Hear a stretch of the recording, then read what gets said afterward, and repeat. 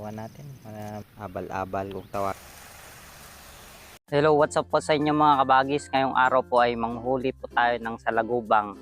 At nandito po ako ngayon sa bukid upang kunin po ang pamain sa salagubang, kung tawagin ay kidding sa Ilocano. So tara po, kidding kung tawagin. So nilalagay po namin dito sa may gilid ng sapa or kaya kanal para tatapang ang kanyang amoy. So andito po, kukunin po natin. Andito po yung kidding, dito ko po nilagay. So, kukunin po natin. Sana meron pa. Bali 10 days ko po siyang nilagay dito para mangangamoy. So ito na po siya. Ito na po. Ito po yung kidding na tinatawag namin.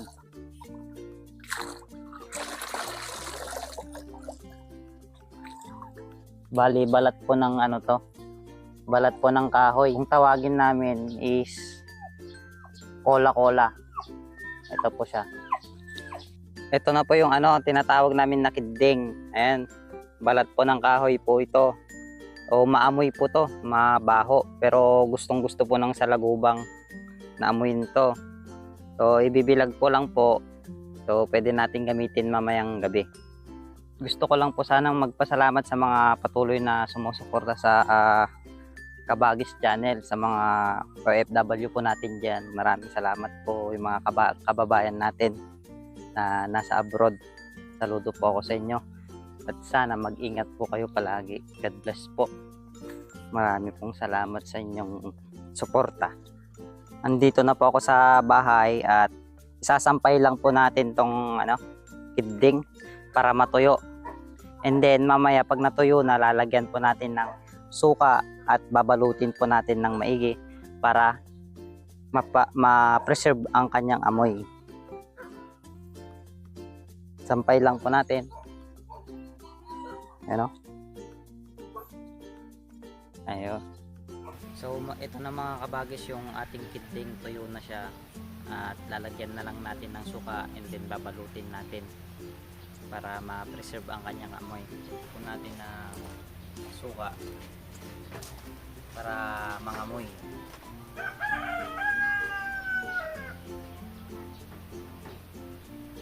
Patak-patak lang po. Yan.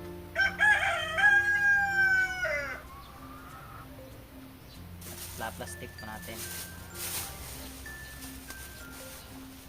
Dito na kami sa ilog mga kabagis. So itatry namin kung may mahuhuli o wala. So kasama ko pala ang aking asawa, tapos yung mga pamangkin ko. Magtatakip silim na, kaya maglalabasan na yan maya yung mga salagubang. Kayo mga kabagis, nasubukan nyo na bang manghuli ng salagubang o nakatikim ng salagubang? Comment down below kung nakatikim ka na. Ayan na mga kabagis. Ayan. Sana may mahuli. At ito na yung kidding. Sana may mahuli. Ito pa lang yung unang kahapon umulan kasi ng malakas, kaya ayun, tetestingin namin kung may mahuhuli na or wala pa. Pero sa tingin ko parang wala pang mahuhuling salagubang. Mga kabagis, may nahuli na tayong dalawa. Abal-abal kung tawagin dito sa amin. Ayun wow. Wow, dalawa. So ito yung abal-abal mga kabagis. Ayan Ayan. Kunin na natin mga kabagis. Ayan. Mga kabagis, may nakita na naman tayong dalawa. Ayan kunin na natin mga kabagis.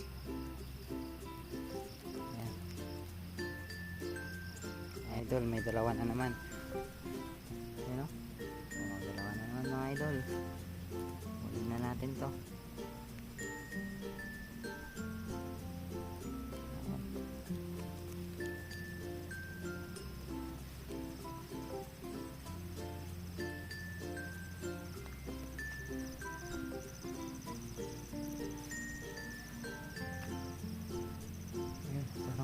meron pa dun ah. Ano nakita ko? Ayun pala. Iisa mga ito. Ano? Ano? Iisa. Tingnan natin.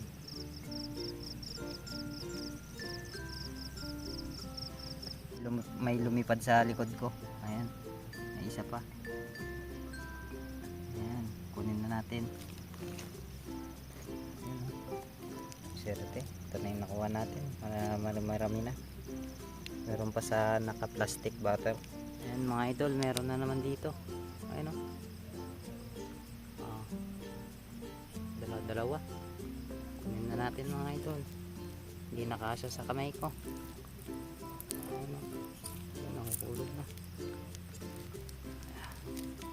Hulog na sa kamay ko. Dalawa na naman. Ayan o.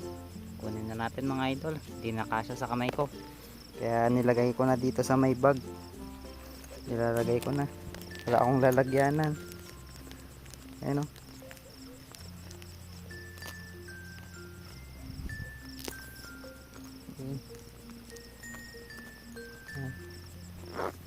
Ayan, ayos na mga idol. Nilagay ko na sa bag ko. Mga idol, meron na naman.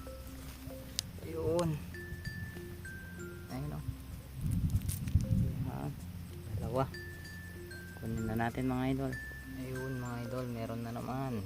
Swerte. Ayun o. Ito na lahat ng nakuha namin mga kabagis. Bali 37. 37 na pieces. Ayan. Luluto ko na mga kabagis. Ayan, lagyan ko ng kamatis. So ayan mga kabagis, lulutuin na natin. Ayan.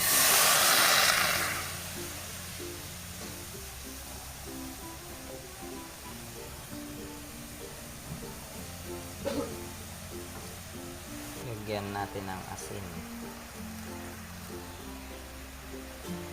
Lagyan natin ng mantika.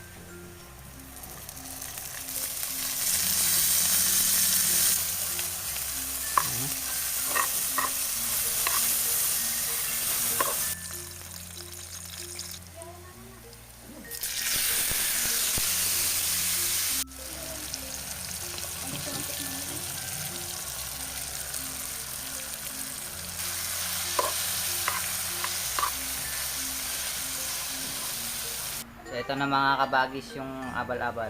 Titikman na natin. Ano? Nanam. Ang sarap.